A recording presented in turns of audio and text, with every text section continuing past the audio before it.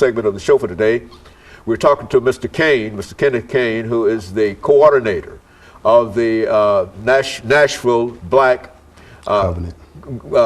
Covenant Coalition. I'm sorry about that. You know, we've been stumbling through this all evening, but I think NBCC. NBCC. Yeah. Okay, Nashville Black Covenant Coalition, and this is a group of individuals that have come together in an effort to try to deal with some of the real economic and social ills that are facing many young African American men today. Not only African American men, but more than not African American men. And so let's give you an opportunity to make some other statements in reference to some of those individuals you are trying to serve.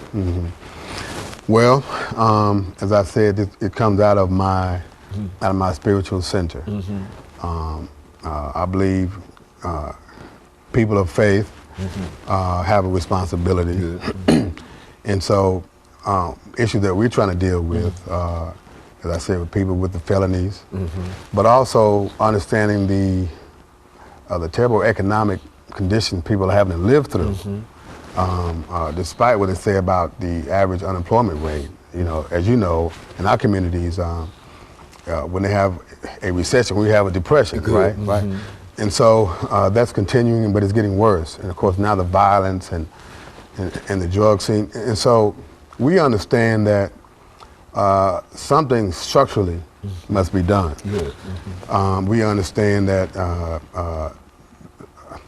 the whole Holocaust of slavery, those years, 400 years, have done great economic and social damage to us as a people. And so we want to try to find a way to begin to address these issues in a very intelligent way. You know, we can't all march on the school board. You know? Most of our issues are rooted in money. Like for instance, here in Nashville, some people don't have books in schools. It's a money thing. That's the money. And so we are sponsoring a conference in November 11th through the 13th of November. A group called Cobra is coming into town to talk about restitution and reparations. You know, how do we help America to deal with its historical debts that have yet to be paid? That has to be on the table, I believe, because we're in such dire straits. Our people are so hungry right now. They are losing their homes. So we must address the economic issue from a more structural you know, standpoint.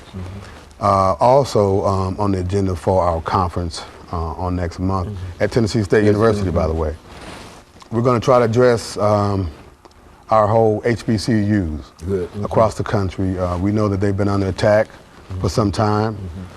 Not really financed. Not really financed. Again, economics. And so, you know, we're excited about this.